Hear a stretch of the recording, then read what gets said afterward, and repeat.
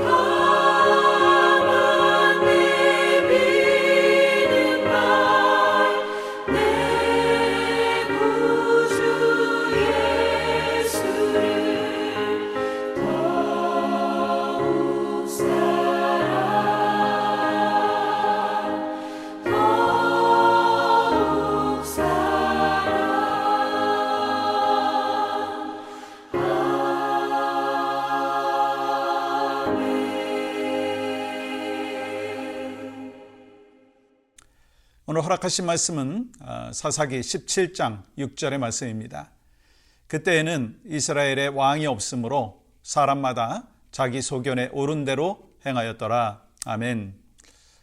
오늘 우리는 사사기 17장부터 시작되어지는 미가의 이야기를 통해서 여러분과 저의 신앙을 되돌아보는 시간을 가지려고 합니다. 사사기 17장부터 21장까지는 사사기의 결론이자 부록처럼 보이는 부분이에요. 이 부분에 대해서 우리가 알아야 될 것은 더 이상 사사들이 등장하지 않는다는 거예요. 그리고 우리가 항상 기억하고 있는 그 사사시대의 특징, 각기 자기 소견에 옳은 대로 행하였더라. 이 말이 반복되면서 그 당시에 이스라엘의 타락한 모습을 보여주고 있습니다. 오늘 우리가 살펴볼 미가의 이야기는요, 단순히 한 사람의 실수나 실패가 아니에요. 당시 이스라엘 백성들이 얼마나 신앙적으로 타락했는지를 잘 보여주고 있습니다. 그리고 이 이야기는요, 우리에게도 깊은 영적인 워닝, 경고의 메시지를 주고 있다는 거예요.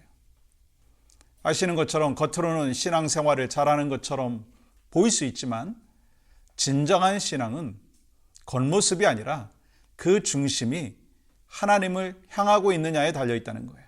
여러분 어떻습니까? 혹시 그 신앙의 겉모습은 그럴듯해 보이지만 마음의 중심은 내 유익을 위해서 하나님을 이용하고 있는 모습이 있지 않느냐는 거예요. 오늘 미가의 이야기를 통해서 우리가 벗어야 될 잘못된 신앙의 모습을 함께 살펴보면서 복음으로 돌아가는 그런 시간이 되기를 간절히 소망합니다. 먼저 우리는 기복적 신앙을 버려야 합니다. 기복적 신앙을 버려야 되는 거예요.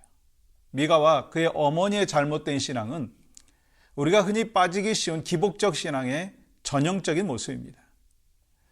미가는 어머니의 은 1,100개를 훔쳤어요. 그 당시 한 해의 사례비는 은 10개였으니까 오늘날로 말하면 수백만 불에 해당하는 큰 돈이었습니다. 근데 어머니는 돈을 훔쳐간 자를 여호와의 이름으로 저주를 했어요. 이에 미가는 두려워가지고 돈을 돌려주죠. 그렇다면 여기서 문제가 무엇일까? 미가의 어머니는요, 돈을 돌려받은 후에 미가를 야단치거나 회개하는 것을 촉구하지 않았다는 거예요. 오히려 아들을 축복하면서 그 은으로 신상을 만들어가지고 하나님께 드리겠다고 하는 거예요. 겉모습은 신앙적인 행동처럼 보이지만 그 중심에는 아주 철저히 자기 유익과 아들에 대한 집착이 자리 잡고 있었다는 거예요. 오늘날에도 이러한 기복적 신앙이 있죠. 우리 삶 속에 깊이 자리 잡을 수 있다라고 하는 것을 우리는 기억해야 된다는 거예요. 하나님께 복받기 위해서 예배하고 하나님 앞에 또 칭찬받기 위해서 기도하는 신앙, 내 문제를 해결받는 것이 중심이 되는 그 신앙생활이 바로 그런 모습이다라고 하는 거예요. 여러분, 기복적 신앙이라고 하는 거는요, 하나님을 섬기는 것이 아니라 하나님을 내 소원 성취의 도구로 삼는 거예요. 하나님을 영광의 주로 예배해야 될 우리가 오히려 하나님을 수단으로 여기는 잘못된 신앙의 틀이 있다는 거예요. 그걸 벗어버려야 한다는 거예요. 우리는 다음과 같이 질문을 해봐야 합니다. 나는 그러면 하나님을 섬기는 이유가 무엇인가? 내가 예배하고 기도하고 헌신하는 중심에 혹시 내 유익이 아니라 하나님의 영광을 정말 위한 것인지 되돌아봐야 된다라고 하는 것입니다. 또한 우리는 내 방식이 아니라 하나님의 말씀대로 살아가야 되는 거예요. 근데 여러분, 미가는 하나님의 뜻을 무시하고 자신만의 신앙 방식을 만들었어요. 이 5절에 보면 미가는요, 자신의 집에 신당을 만들고 에봇과 드라빔을 제작해가지고 아들을 제사장으로 세웠어요. 이건 하나님이 금하신 일입니다. 율법은 분명히 레위 지파만 제사장이 될 수 있다고 가르치지만 미가는요, 자신의 방식대로 신앙생활을 했다는 거예요. 여러분, 그렇기 때문에 겉으로 보기에는 하나님을 섬기는 것 같지만 실제로는 하나님의 말씀을 따르는 것이 아니라 자신의 유익을 위한 그 종교 행위, 종교 생활을 했다는 거예요. 마찬가지예요. 사실 오늘날에도 내 생각대로 신앙생활을 하려고 하는 유혹이 얼마나 많습니까?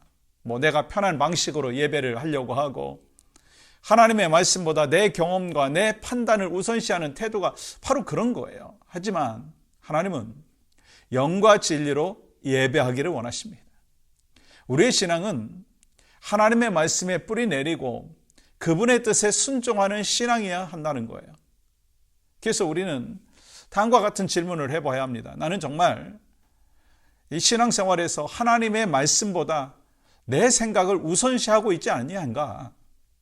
혹시 하나님을 내 방식대로 리밋시켜 두고 있는 것은 아닌가? 점검해 봐야 한다는 거예요. 그렇기 때문에 우리에게는요, 참된 예배와 또 신앙의 회복이 필요합니다. 예수님께서 요한복음 4장에서 참된 예배에 대해서 이렇게 가르쳐 주셨죠. 24절이요. 하나님은 영이시니 예배하는 자가 영과 진리로 예배할지니라. 여러분, 참된 신앙은요, 형식과 겉모습이 아니라는 거예요. 우리 마음이 정말 하나님을 향하고 있느냐에 달려 있습니다. 우리는 매일 말씀 묵상하고 또 예배에 참석하고 또 헌금을 드릴 수 있어요. 그러나 그 모든 것이 내 유익을 위한 것이라면 그것은 여전히 기복적 신앙에 머물러 있다라고 하는 거예요. 여러분, 하나님께서 우리를 창조하신 목적이 뭡니까? 우리의 인생을 통해서 하나님의 영광이 드러나도록 하기 위함인 거예요. 이사야서 43장 7절에서 하나님은 이렇게 말씀하시죠. 내 이름으로 불려지는 모든 자 곧 내가 내 영광을 위하여 창조한 자를 오게 하라. 그를 내가 지었고 그를 내가 만들었느니라. 아멘. 여러분, 오늘 말씀의 결론은 뭡니까? 기복신앙을 다 벗어버리고 복음으로 돌아가자는 거예요. 사랑하는 여러분, 오늘 미가의 이야기를 통해서 우리가 배운 교훈은 분명합니다. 내 소견대로 행하는 그 신앙 버리자. 또 하나님의 말씀대로 순종하면서 참된 예배자로 서야 된다는 거예요. 혹시 여러분의 신앙 가운데 하나님보다 내 유익이 더 중요했던 순간은 있지 않았습니까? 저 자신에게도 그런 질문을 해봅니다. 하나님의 유익보다 더 중요하게 내 자신을 생각했던 그런 모습이 있지 않느냐 한가? 내가 만든 틀과 우상을 내려놓고 이 복음의 본질로 돌아가는 그런 모습이 얼마나 우리에게 있는가? 하나님은요, 우리의 삶을 통해서 영광 받기를 원하십니다. 그분의 말씀대로 살아갈 때 우리에게 참된 회복과 부흥의 역사를 베풀어 주실 거예요. 여러분과 저에게 혹시 하나님보다 더 소중하게 여기고 하나님보다 더 사랑하고 하나님보다 더 우선시 되는 그런 우상들이 있다면 다 내려놓고 부셔버리고 복음으로 말씀으로 돌아가는 복된 하루가 바로 오늘 하루가 되기를 주님의 이름으로 간절히 축복합니다. 우리 함께 기도하기를 원하는데요, 이 기도 제목을 우리가 올려드리기 원합니다. 주님, 내 생각과 소견이 아니라 하나님의 말씀에 순종해서 살아가게 하여 주시옵소서. 내가 만든 틀과 우상을 내려놓고 하나님의 뜻에 온전히 나를 맡기게 하여 주시옵소서.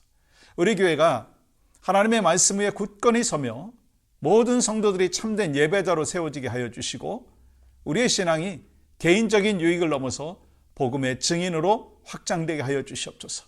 함께 기도합니다. 오 아버지 하나님, 오늘 또 우리에게 말씀을 통해서 혹시 기복적인 신앙의 모습이 있는가 점검하게 해주신 것 감사합니다.